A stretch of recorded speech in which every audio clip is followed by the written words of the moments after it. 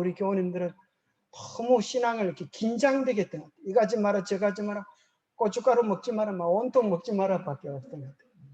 근데 요즘은 참 복음인 것 같아요. 우리가 어찌 보면 하나 잘못하면 너는 희망이 없어, 이게 낫겠어요. 실수할 때 옆에서 토닥여 주면서 실수할 수도 있어, 괜찮아. 실수한다고 해서 네가 하나님의 아들이 아닌 게 아니야. 언젠가는 하나님이 기뻐하시는 아름다운 모습으로 변화되어 있을 거야. 앞에가 좋아요, 뒤에가 좋아요. 그죠? 참 뒤에가 좋은 것 같아요. 앞에 거는 네 실수하면 국물도 없어. 그거보다 하나님께서 우리가 실수하고 연약하고 부족하지만 토닥여 주시면서 내가 너와 함께하기 때문에 너는 반드시 하늘에 갈 거야. 내가 너를 도와줄 거야. 그런 확신을 우리가 늘 누리면서 살면 좋겠습니다. 아멘을 안 하시는 거 보니까 그럴 마음이 별로 없는 모양이에요. 네. 참 좋은 것 같아요. 그죠? 우리 주님은 참 너그러우신 분 같습니다. 한눈으로 보는 예레미야.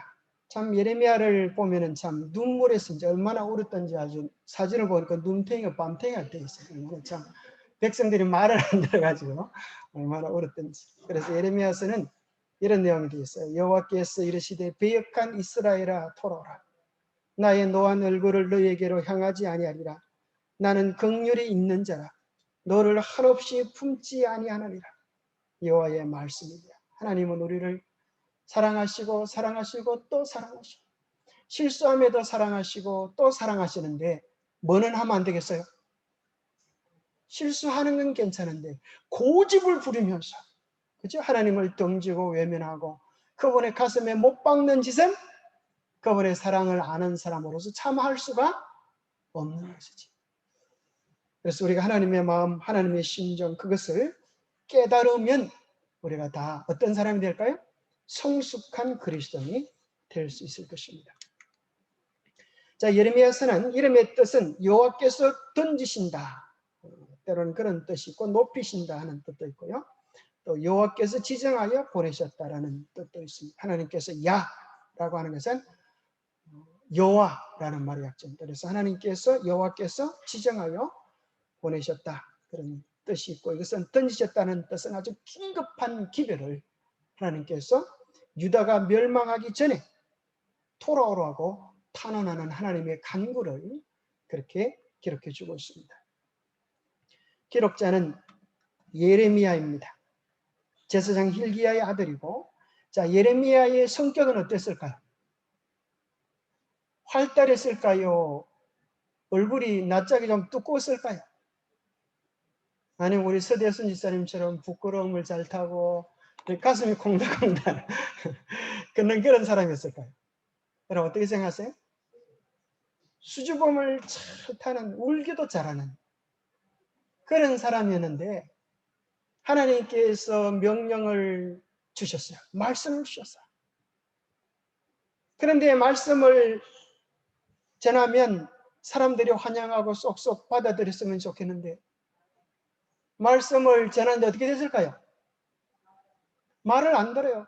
막 톡을 속에 집어 던지기도 하고 감방에 묶어서 쳐넣기도 하고 멸시하고. 그럴 때 어떻게 이렇게 간이 떨리고 부끄러움을 잘 타고 수줍어하는 사람들이 이 어려움을 감당해낼 수 있겠어요? 보통 일이 아니잖아요. 그런 걸 보면 예레미야에게 누가 함께 하시냐? 분명해요.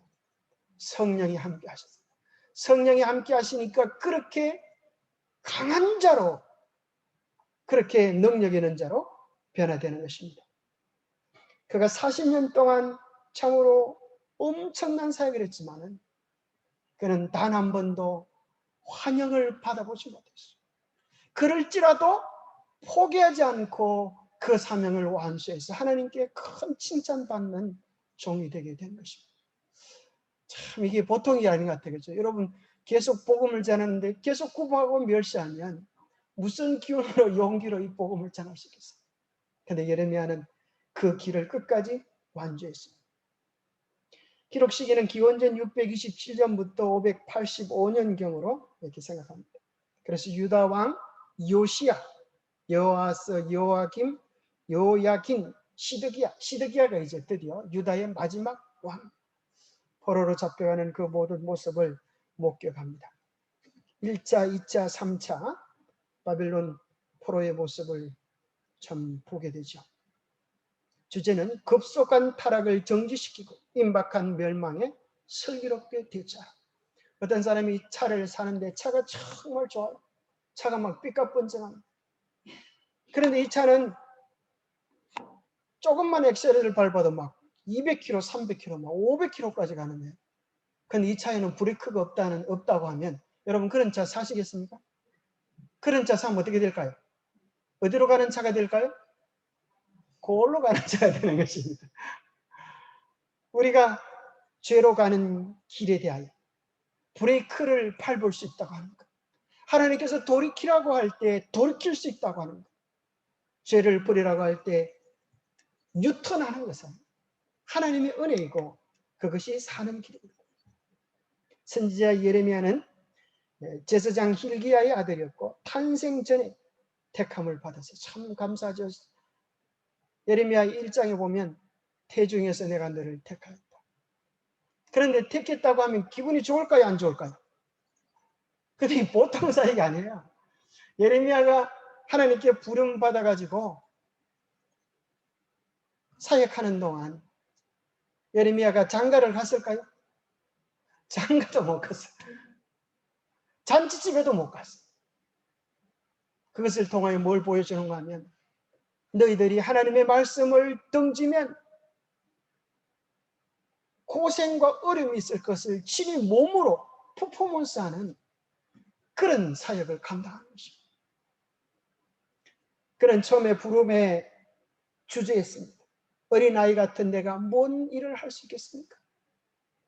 그렇게 거절했지만은 하나님의 부르심을 순종하고 나가서 40년 동안 그의 사명을 감당한 것은 참으로 하나님이 함께 하시는 기적이 아니면 불가능한 일이었습니다. 고향 아나도제에서도 배척을 당했고 거짓 선지자들과 엄청나게 싸웠습니다. 그가 했던 기별의 내용도 핍박을 받고 결혼을 금지당하고 얻어맞고 착고의 체험을 당하고 투옥을 당하고 반역죄 취급을 당하고 쇠사슬에 묶이고 애굽에서 묶여가서 거기서 죽임을 당하고 참 성격은 소심하고 사교성이 부족하고 과민하고 동족을 사랑하는 눈물의 선지자였습니다. 여기 보면 이제 여러 예언이 나옵니다. 유다의 멸망에 대한 예언, 느부갓네살의 유다 정복에 대한 예언, 70년 포로를 마치고 돌아올 것에 대한 예언, 메시아에 대한 예언, 이스라엘이 온 세계에 분산될 여러 예언들이 있습니다. 예레미야의 별명은 눈물의 선지자, 비운의 선지자, 고독의 선지자. 참 도와주는 사람이, 편들어주는 사람이 없는 것입니다. 진노의 예언자. 하나님께서 기별을 외치라고 했는데 무슨 기별을 외치는 거예요? 좀 힘하게 빅뉴스를 외치면 얼마나 좋겠어요. 그런데 무슨 기별을 외쳐요? 너희들 망한다. 너희들 망한다. 쫄딱 망한다. 그러면서 너희들이 그래도 좀 매를 덜 맞으려고 하면 바빌론에 항복해라. 이게 기별이에요. 우리나라 식으로 하면 일본 놈들한테 항복해라. 이게 참 어떻게 기별자가 나와가지고 그죠? 말이 됩니까? 그죠? 일본 놈들한테 행복해라. 참 기가 차지 않아요? 근데 예레미야는 평생 그런 기별을 줄곧 40년 동안 백성을 향하여 외친 것입니다. 그러나 예레미야를 기록하는 실제적인 기록자는 바룩이었습니다. 딱 한 명 보조자가 있었습니다. 바룩이었습니다. 그래서 바룩이 예레미야가 불려주는 대로 여호와의 말씀을 두루마리책에 기록했습니다. 이번 교과에 보면 바룩이 이제 이 기록된 내용을 가지고 그 나라 왕에게 가서 읽어주었어요.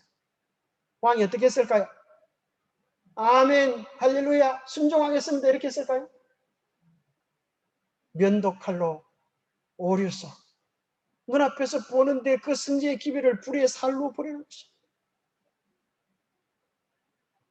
얼마나 기가 찰까. 하나님 말씀 듣기 싫다는. 그래서 정말 허무하죠. 그렇게 열심히 수고해서 기비를 지내는데 밖에는 그냥 찢어버리고 불살라. 그래서 바룩이 다시 이 예레미야를 또 다시 쓰는 것입니다. 그래서 초보는 다 불태워 없어져 버렸어요. 예레미야서의 배경을 보면, 자, 이사야서는 예레미야가 나오기 100여 년 전으로 생각할 수 있습니다. 요시야 왕 때부터 여다 마지막까지 참 마지막을 향한 선지자.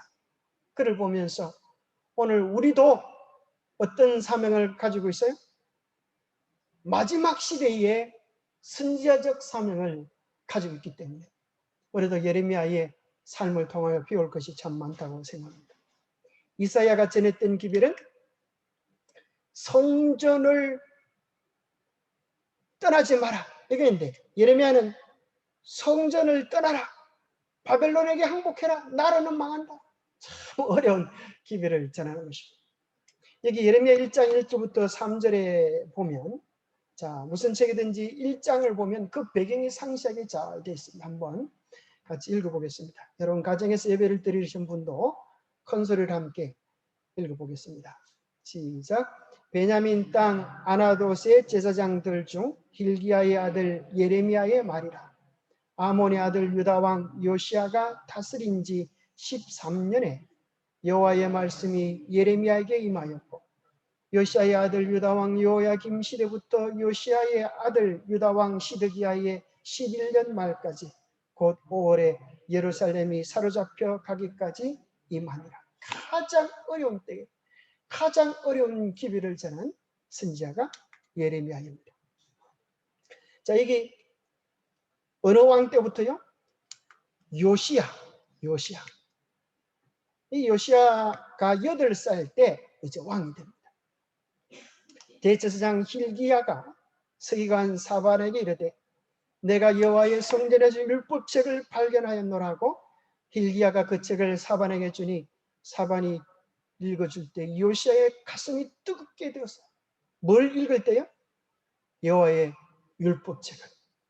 하나님의 말씀이 그의 심령을 불태울 때에 요시야 왕이 무슨 일을 했을까요?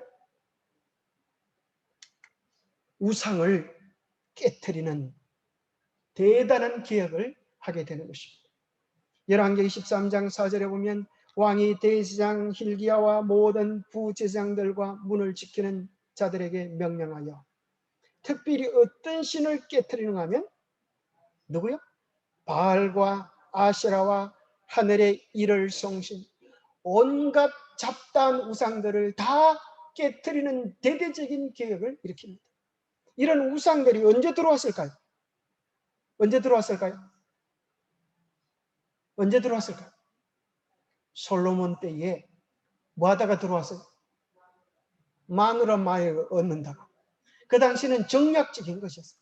그래서 우리가 서로 결혼으로 하나 관계가 되면 우리와 너그 나라는 화친이 되어서 더 이상 싸우지 말고 평화 조약을 하는 것입니다.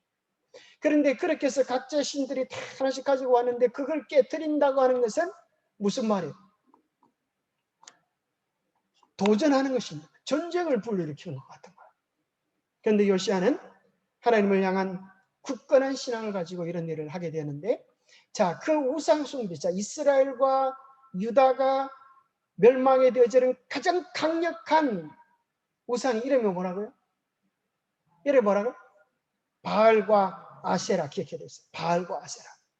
바알과 아세라의 정신은 오늘날에도 살아있기 때문에. 바알은 무슨 신요? 태양신. 아세라는 달신. 남신과 여신. 자, 그럴 때 이제 어떤 일이 일어나는가 하면은, 자, 아시리아가 어느 나라를 잡아먹었어요? 아시리아가 어느 나라를 잡아먹었어요? 북방 이스라엘을 잡아먹었어요. 자, 아시리아는 아주 지독한 놈들이에요. 왜 지독한가? 그 나라를 잡아먹으면 그 나라 백성들은 가만히 놔두는 것이 보통 인지상정인데, 이 아시리아는 씨를 말라버렸어요. 어떻게 씨를 말르는가 하면 이스라엘 나라의 사람들 중에 남자들은 잡아가지고 딴 나라로 데려가 버려. 그 나라에는 다른 나라 사람들을 이렇게 갖다 놓은 거예요. 그러니까 뭐가 돼버린 거예요? 씨가 그냥 없어져 버린 거예요. 만약에 남방 유다도 아시리아에 의하여 정복되어졌다고 하면 유다라고 하는 씨는 하나님의 종족이라고 하는 메시아 종족의 씨가 말려버릴 뻔했어요. 그런데 놀랍게도 하나님의 은혜로 아시리아를 어느 나라가 치게 될까요? 바벨론이 침공해서 끝장을 냅니다. 그래서 바벨론들은 같은 나쁜 놈이기는 한데 그게 좀 약했어요. 그 바벨론 사람들이 이제 주로 어디에 관심이 많은가 하면 그래도 좀 신사적인 젊은 사람들을 붙잡아 가지고 가서 이제 바벨론의 지도자들로 키우는 그런 장래성 있는 계획을 세웠어요. 그때 누가 잡혀가요? 이 다니엘이 잡혀가게 되죠. 만약에 바벨론이 아시리아를 정복하지 않았다고 하면 아시리아가 유다를 잡아먹었다고 하면 큰일 날 거예요. 그것도 하나님의 은혜인 것입니다. 자, 이쪽에서 이제 바벨론이 올라오니까 바로 왕 느고가 애굽이 이제 바벨론을 치러 올라오는 것입니다. 자, 일본하고 중국하고 싸울 때 반드시 어느 나라를 지나야 돼요? 우리나라를 일본 사람들이 지나야 돼. 그와 마찬가지로 애굽이 바벨론과 싸우러 올라가다가 누구를 만나게 돼요? 유다를 만나게 돼요. 그때 요시아가 무깃도에서 전쟁을 하면서 너희들 우리 땅을 지나갈 수 없다. 이렇게 전쟁을 벌이다가 그 훌륭한 믿음의 사람 요시아가 죽임을 당하게 됩니다. 그러면서 유다가 내리막길을 걷는 슬픈 역사가 거기서 시작이 되어집니다. 그 다음에 아하스가 이제 그 아들 요아스가 요시아의 아들 요아스가 왕이 되는데 3개월간 즉위하고 이집트로 끌려가서 죽습니다. 저희 갈그미스라고 하는 곳이 있었는데 이것이 바로 뭔가 하면 아주 중요한 장소인 것입니다. 이렇게 여러 지역으로 갈 수 있는 중요한 길목이어서 여기서 전쟁이 일어났기 때문에 갈그미스 대전이다. 그렇게 이야기합니다. 바로 BC 605년에 드디어 갈그미스에서 누가 싸우는가면 바벨론과 이집트가 싸우게 돼요. 누가 이겼을까요? 바벨론이 이겼습니다. 그래서 이 기운을 앞세워 가지고 유다를 침공하는데 BC 605년에 유다를 침공하면서 제1차 포로 사건이 벌어지게 되어집니다. 그때 다니엘과 세 친구들도 함께 바벨론의 포로로 끌려가게 됩니다.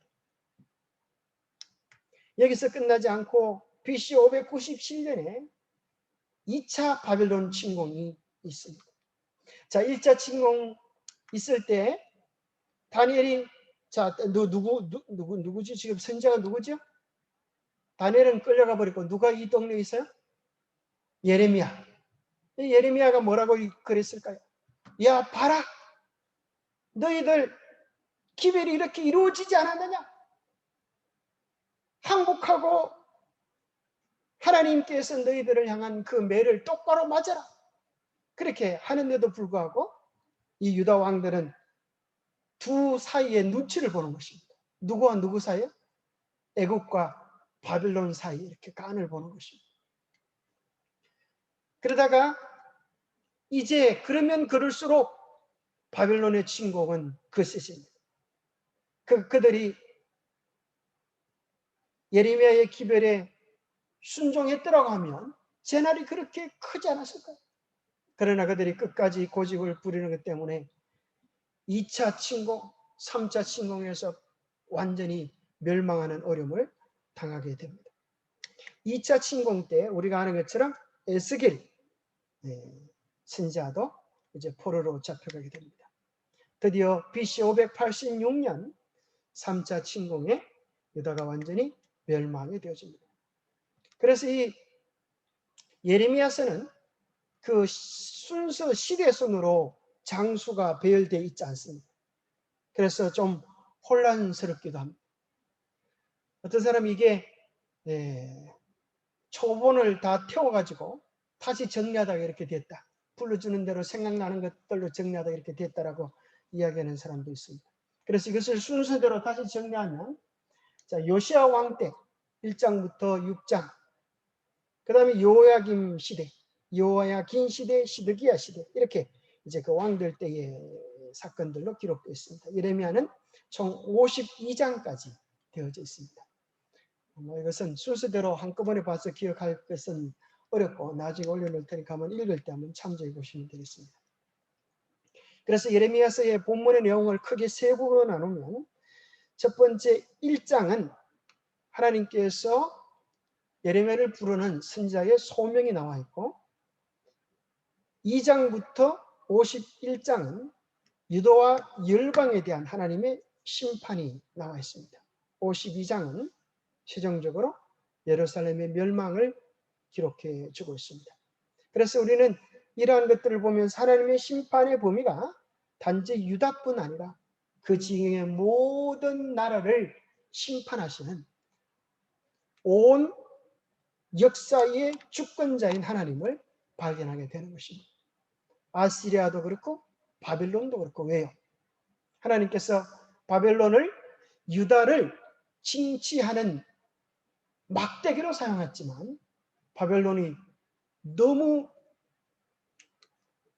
자기들 마음대로 폭력적으로 그렇게 유다를 괴롭혔기 때문에 유다도 바벨론도 멸망하고 마는 것입니다.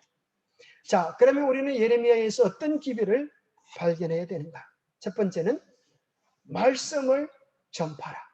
이것이 예레미야가 삶으로 보여준, 우리에게 준 강력한 기별입니다. 너희는 때를 어떤지 못 어떤지 말씀을 전파라.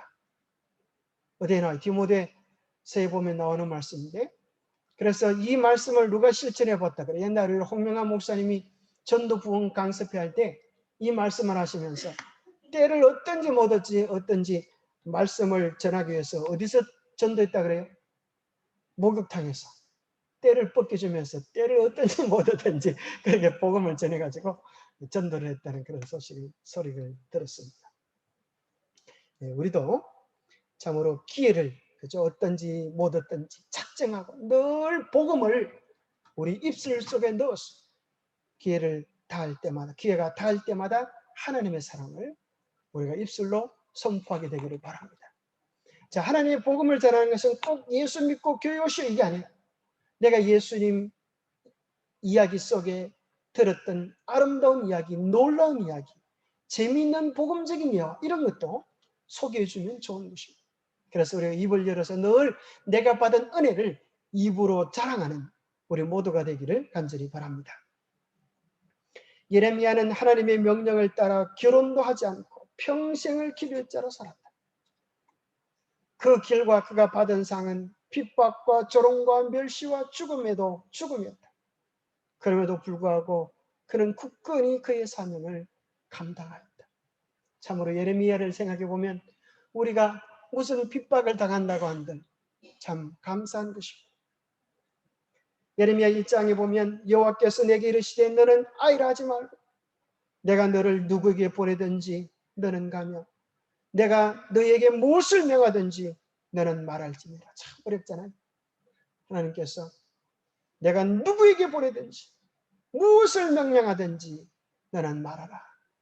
쉽지 않지만 예레미야는 아멘 하면서 결국에는 순종했습니다. 그가 얼마나 많이 오르는지 이렇게 이야기합니다. 어찌하면 내 머리는 물이 되고 내 눈은 눈물 그 눈이 되고 죽임을 당한 딸 내 백성을 위하여 주야로 울린다. 그러나 예레미야가 울었던 그 울음의 의미는 선지자 노릇하기가 힘이 들어서 울은 게 아니고 멸시와 학대가 너무 힘들어서 우는 게 아니고 자기를 멸시하는 자들의 그 악한 형편을 보고 그들을 불쌍히 여기는 마음, 그들을 안타까이 여기는 마음, 그것이 예레미야의 눈물의 이유가 되었습니다. 참 큰 사랑의 선제라고 생각할 수밖에 없습니다. 기빌자의 자시죠. 그죠? 우리는 누구든지 무엇이든지 주님께서 주시는 것이라고 하면 담대히 외칠 그런 준비가 되어 있어야 할 것 같습니다. 그죠?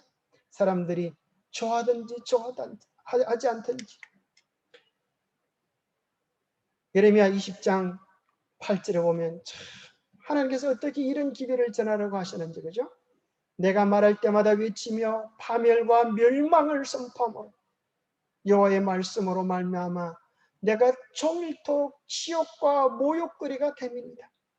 내가 다시는 여호와를 선포하지 아니하며 그의 이름으로 말하지 아니하리라면 나의 마음이 불붙는 것 같아서 골수에 사무치니 답답하여 견딜 수 없나이다. 말씀을 전하면 어떤 어려움이 있고요? 사람들이 모욕하고 때리고 멸시하고 짓밟고 그런 일이 있고, 그렇게 힘들다고 해서 말씀을 전하지 않으려고 하니까 이번엔 또 뭐가 괴로워요? 속이 괴로워요. 속이 불붙는 것 같아가지고 골수의 사무치니 답답하여 견딜 수 없는. 여러분 심정도 그럴 때가 있습니까? 말씀을 안 전하려고 하니 속이 불붙는 것 같고, 말씀을 전하자고 하니 듣는 사람이 없어. 이럴 때 여러분 어떻게 하면 되겠어요? 이럴 때 여러분 어떻게 하면 되겠어요? 그럴 때 여러분 편지를 쓰세요. 그럴 때 여러분 핸드폰에 대고 설교를 하세요. 핸드폰에 기비를 외치세요. 여러분들의 자녀를 위하여 아름다운 소리를 핸드폰을 녹음시켜서 글로 써서 그 마음을 편지로 한번 적어보세요. 어떻게 반응하는지 보지 않아도 우리의 사랑을 여러 것에 담아서 나눌 수 있습니다. 그래서 이런 오늘날 이 시대 SNS 선교가 좋은 것은 그런 것입니다. 내가 얼마든지 말씀을 나누고 싶으면 얼마든지 할 수 있기 때문에 좋은 것입니다. 가장 어려운 기별이 뭐예요? 망한다는 기별이에요. 그죠? 죽는다는 기별이에요. 끝이 났다는 기별이에요. 인간의 말 중에 자기 나라가 망한다고 선언하는 것보다 더 힘겨운 일이 어디 있겠습니까? 정복자 원수에게 항복하라고 선포함으로 스스로 민족의 반역자처럼 행동하는 일보다 더 고달픈 일이 어디 있겠습니까? 진노의 선지자 예레미야는 안정의 한 복판에 서서 불행을 예고 있고 평화를 외치는 지도자 앞에서 임박한 재앙을 경고해 안락을 추구하는 백성에게 고난이 팍되었다고 소리쳤습니다.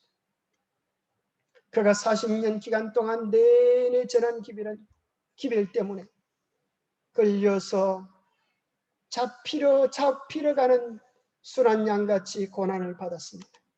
중상모략과 저주와 핍박을 당했습니다. 거짓 선자들에게 반대를 받았고 매맞고 착고에 매기까지 했습니다. 그럴지라도 우리는 기별을 전해야 합니다. 왜요? 하나님이 우리를 기별자로 삼으시기 때문에. 하나님은 결코 우리의 수고를 허지로 돌리지 않으실 것이기 때문에. 누가 인정해 주시기 때문에. 하나님이 인정하시고 하나님이 격려해 주시기 때문입니다. 두 번째 예레미야의 기별은 오늘 우리에게 이렇게 이야기합니다. 오늘 주시는 기별에 순종하라. 오늘 주시는 기별에 순종하라. 자, 이사야가 전해졌던 기별과 예레미야가 전해졌던 기별은 내용이 달랐어요. 그래서 예레미야의 기별이 더 받아들이기 어려웠습니다. 이사야의 기별은 하나님께서 성전을 지키실 것이다. 하나님만 의지하라. 구원해 주실 것이다. 이런 기별이었어요. 예레미야의 기별은 이제 끝났다. 모두 버리고 잡혀가라. 자, 어느 게 어렵겠어요? 성전을 지키는 것은 그래도 의미가 있는 것 같잖아요. 그렇죠? 믿음대로 살고 믿음대로 죽는 것 같잖아요. 심지어 내가 여기서 성전을 지키고 죽으리라. 나름대로 믿음대로 있는 것 같은 믿음도 있는 것 같고 결단도 있고 폼도 나는 것 같은데 원수들에게 잡혀가라. 이건 정말 맥없는 기별 같아요. 아무도 환영하지 않는 그런 기별이기 때문에 그 당시 많은 사람들에게 반대를 받았습니다. 여기 아시리아의 사내립이 침공하여서 너희들 항복하라.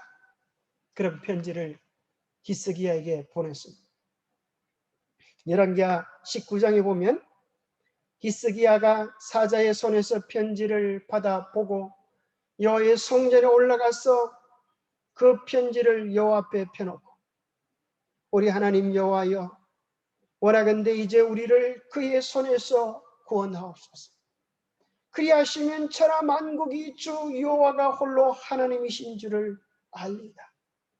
그렇게 간곡히 기도하니까 그날 밤에 무슨 일이 벌어졌어요? 무슨 일이 벌어졌어요? 무슨 일이 벌어진지 잘 모르세요? 역사는 밤에 이루어진다. 그래서 무슨 일이 벌어지는가 하면 교과 때 배웠죠. 18만 5천의 병사가 아침에 일어나 보니까 다 송장이 되었더라. 참 놀라운 역사가네요. 하룻밤에 그 엄청난 대군이 다 하나도 살아남지 못했어요. 사내립이 기겁을 하고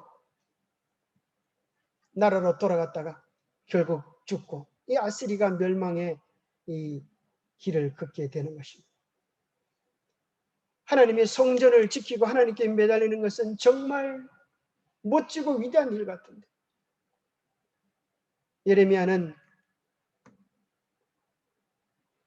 바벨론 왕을 섬기라. 다 끝이 나.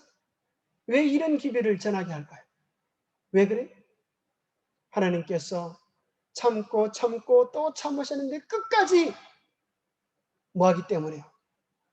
우상 숭배를 포기하지 않고 그들이 하나님께 예배를 드리지만 신령과 진정으로 예배하지 않기 때문에 이런 일이 일어나게 된 것입니다. 도무지 하나님이 더 이상 참아 볼 수 없는 마지막 선고의 지점까지 오게 되었어요. 시드기야가 예레미야의 기별을 거절하고 멸시하다가 다른 선자들은 다 거짓 선자들은 뭐라 그런가 하면 바빌론 포로 간 거 걱정하지 마세요. 다 돌아올 것입니다. 우리는 다 잘 될 것입니다. 긍정적 마음을 가지세요. 다 잘 될 것입니다. 그렇게 이야기했습니다. 그런데 예레미야는 뭐라 그래요? 항복하세요. 하나님의 매를 즐겁게 감당하세요. 그래야 살 길이 있습니다. 그렇지 않으면 죽어요. 그렇게 얘기하는 것입니다. 누가 전한 기별이 듣기 좋겠어요? 여러분 만사오케입니다. 여러분은 희망이 있습니다. 괜찮습니다. 이게 낫겠어요? 회개하십시오. 정신을 차리십시오. 그렇지 않으면 끝장이 납니다. 이게 낫겠어요? 시드기야가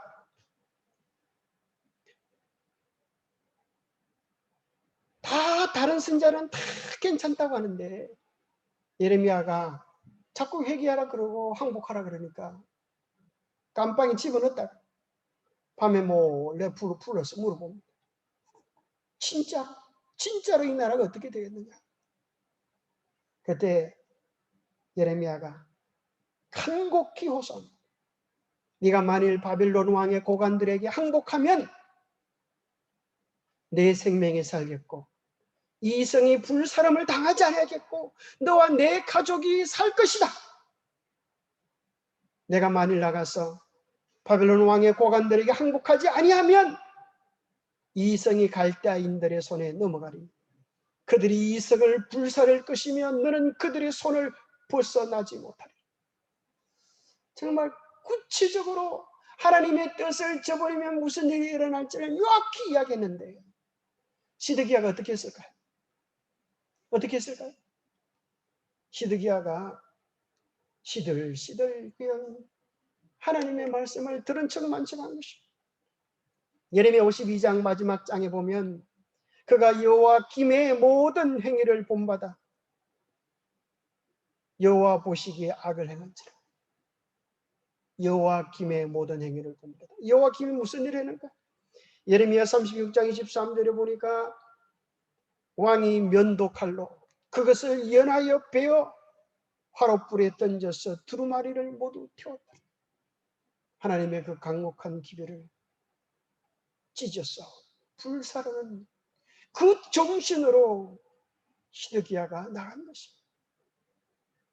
그럴 때 채 몇 년이 지나지 않아서 예레미야의 기별이 정확하게 시드기야의 삶에 닥치는데 얼마나 끔찍한 일인지, 정말 끔찍한 일입니다. 바벨론 왕이 림나에서 시드기야의 눈앞에서 그의 아들들을 죽였고 왕이 또 유다의 모든 귀족을 죽였으며 왕이 또 시드기야의 눈을 빼게 하고 바벨론으로 옮기려고 사슬로 결박한 거예요. 참 끔찍하잖아요. 세상에 이보다 더 끔찍한 운명을 산 사람이 어디 있을까요? 왜 눈을 뽑아버렸을까요? 그가 마지막 보았던 장면이 영원히 그를 고통스럽게 하도록 그의 사랑하는 아들들이 눈앞에서 죽어가고 유다의 모든 귀족이 죽어가는 그 비참한 모습이 내리에 치우치지 않도록 정말 미치고 팔딱 뛸도록 다니겠어요. 이 모든 일들이 뭐 때문에 그랬어요? 뭐 때문에요? 바로 이 마지막 기별, 마지막 호소, 이것만이라도, 이때까지 잘못해도 마지막 이 기별만이라도 들었더라면 죽지 아니하고 그의 가족들이 귀한 대접을 받을 텐데 그는 끝까지 18개월 동안 이 성을 지키면서 저항하다가 마지막 바벨론의 진노를 사서 그렇게 끔찍한 일을 당하는 것입니다. 그 당시 거짓 선지자를 뭐라고 이야기하는지 보십시오. 자, 하나님은 이제 성전은 버려졌다. 이렇게 이야기합니다. 왜? 성전에서 우상을 섬기기 때문이다. 자, 오늘 이렇게 이야기합니다. 거짓 선지자들이 이렇게 이야기합니다. 너희는 이것이 여호와의 성전이라, 여호와의 성전이라, 여호와의 성전이라. 세 번 이야기합니다. 예레미야 이렇게 이야기합니다. 그것은 거짓말이다. 믿지 말아라. 보라, 너희가 무익한 거짓말을 의존하는도다.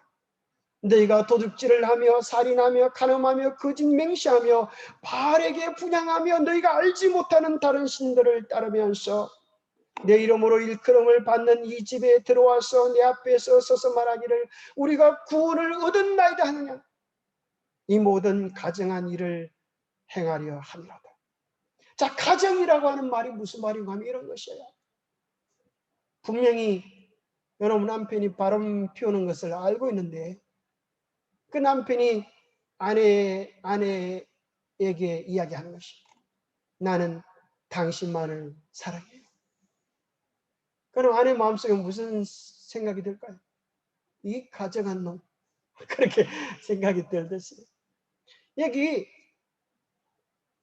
하나님의 전에서 우상을 숭배하고 바알과 아세라를 따르면서 하나님의 전에 와서 하나님을 예배하고 사랑한다고 하니 하나님께서 그 예배를 받지 못하시겠다는 것입니다. 우리도 하나님을 노래하는데 왜 구원 못 받습니까? 예수 이름 구원이 아닙니까? 우리가 구원을 얻은다이다. 구원을 확신하십시오. 그렇게 하는 거짓말을 믿지 말라는 거예요. 오늘날 수많은 교회에서 이렇게 하는 것입니다. 한 번 구원은 영원한 구원이다. 예레미야 3장 6절에 오면 그 당시 우상 숭배대 이렇게 말합니다. 요시야 왕 때 여호와께서 또 내게 이르시되 너는 배역한 이스라엘의 행한 바를 보았느냐? 그가 모든 높은 산에 오르며 모든 푸른 나무 아래로 가서 거기서 행음하였도다. 이것은 육신적인 행음도 포함되지만 영적 행음도 이야기해 주고 있는 것입니다. 이 푸른 나무가 무엇인가 하면 바로 바알과 아세라 우상을 숭배하고 그 우상 숭배는 양식이 음행으로 나타나는 것입니다. 그런데 놀랍게도 이 푸른 나무가 기독교 안에도 들어오는 것입니다. 크리스마스 추리를 통하여 들어오는데, 추리에 주렁주렁 달린 동그란 것이 뭔가 하면 태양을 뜻하는 거예요. 달리는 별들, 그것은 하늘에는 별신 온갖 잡신들을 상징하는 것이 교묘한 모습으로 들어오는 것입니다. 바로 발과 아세라 숭배가 오늘 기독교회 안에 부활절 크리스마스 일요일 예배로 들어와 버린 것입니다. 이 문제에 대해 더 구체적으로 알기 원하는 분들은 채널 7에 나와 있는 기독교 안의 태양 신교 풍속을 한번 보십시오. 얼마나 명확하게 이야기해 주시는지. 그래서 오늘 하늘은 우리를 향하여 간곡히 호소하는 것입니다. 마치 시드기야에게 마지막 호소를 외치던 것처럼 이 세상이 맞춰지기 전에 하나님은 엄난한 이방신을 섬기는 제도와 방법 속에서 나오라고 하시는 것입니다. 하나님의 교회의 바른 안식일을 지킨다 할지라도 세상을 사랑하는 마음, 내 욕심을 뿌리지 않는 죄를 사랑하는 마음 속에서 나오라고 호소하시는 것입니다. 내가 들으니 하늘로부터 다른 음성이 나서 이르되 내 백성아 거기서 나와 그의 죄에 참여하지 말고 그가 받을 재앙들을 받지 말라. 이것이 유다를 향한 마지막 기별같이 세상 마지막을 향한 하나님의 간절한 호소인 것입니다. 1차, 2차, 3차 그 기별을 거절함으로 말미암아 참으로 유다가 완전한 멸망에 빠졌습니다. 하나님의 기별도 희한하죠. 놀랍게도 요한계시록 14장에 보면 첫째 천사의 기별, 둘째 천사의 기별, 셋째 천사의 기별을 통하여서 하나님께서 온전한 사랑의 품으로 돌아오라고 이야기합니다. 특별히 예레미야에서 보면 바벨론의 포로로 잡혀가서 얼마 동안 있을 것을 이야기해요?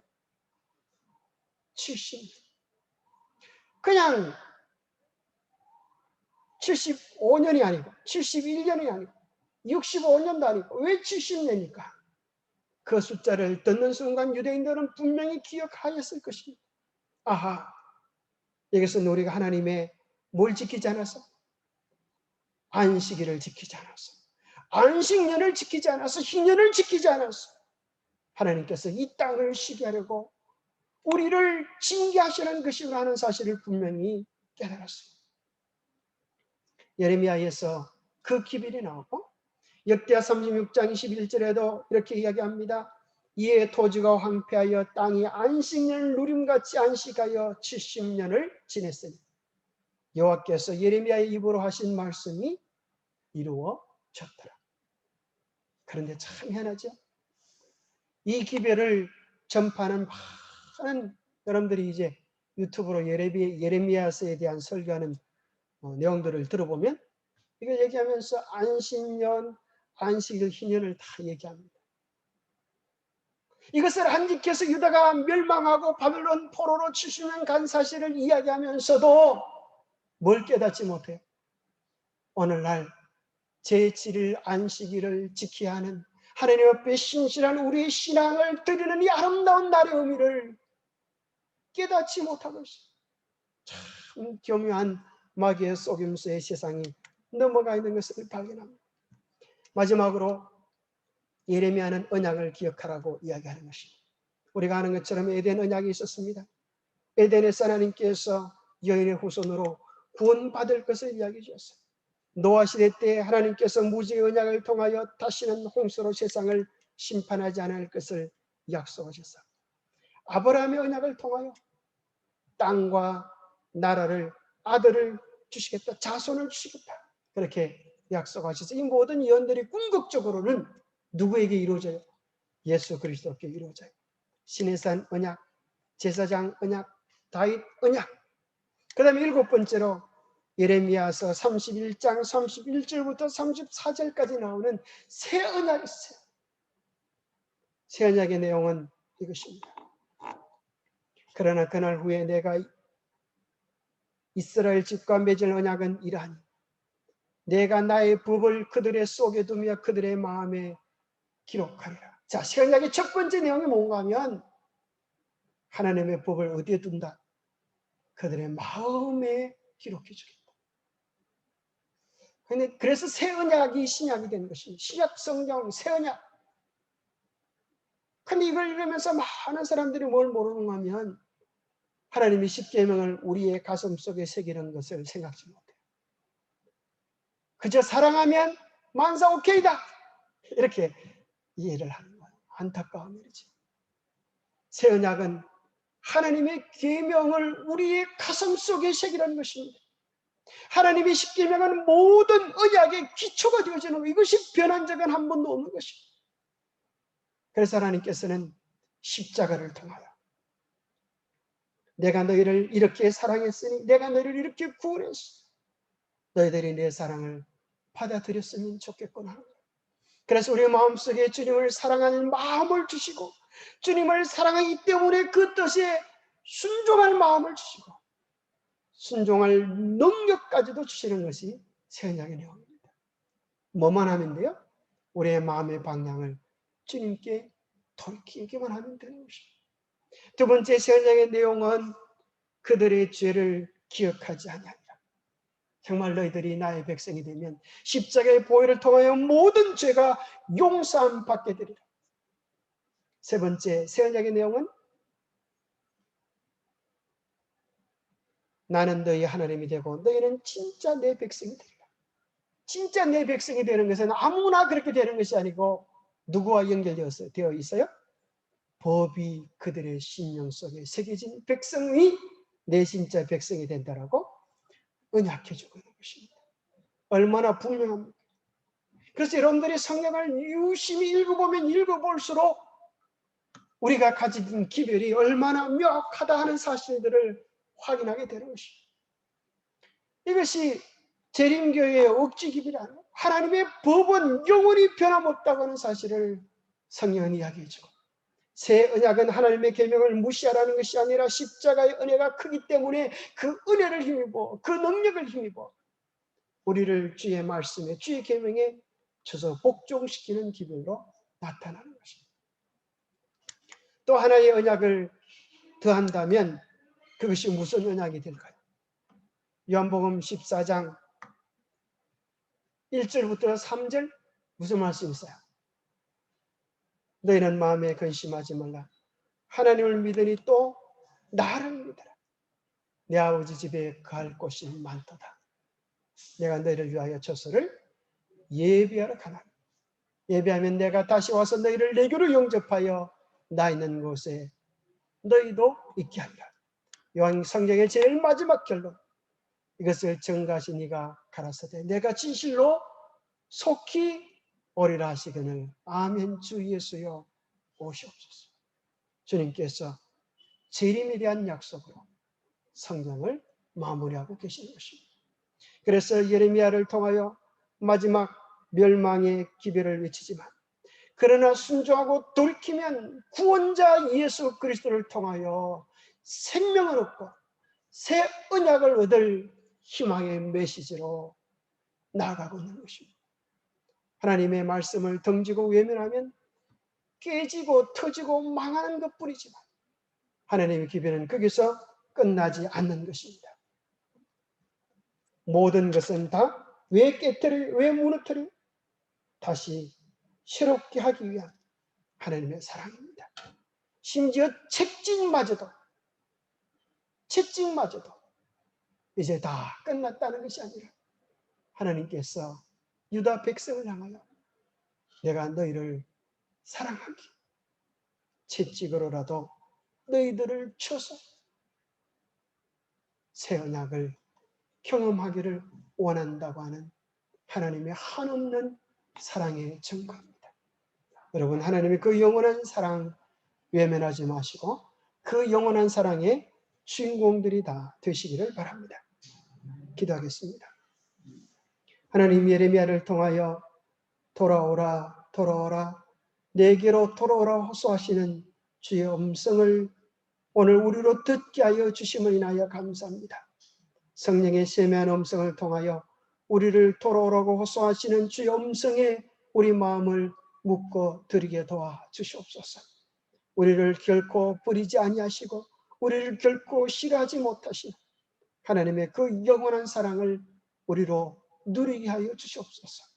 하나님을 사랑하기에 그 사랑이 힘이 되어서 우리의 마음에 하나님의 법이 새겨지는, 하나님의 성품이 회복되어지는 진실된 하나님의 백성들이 되게 복의 복을 다하여 주시옵기를 우리 주 예수 그리스도 이름 어자하여 간절히 간구하옵나이다.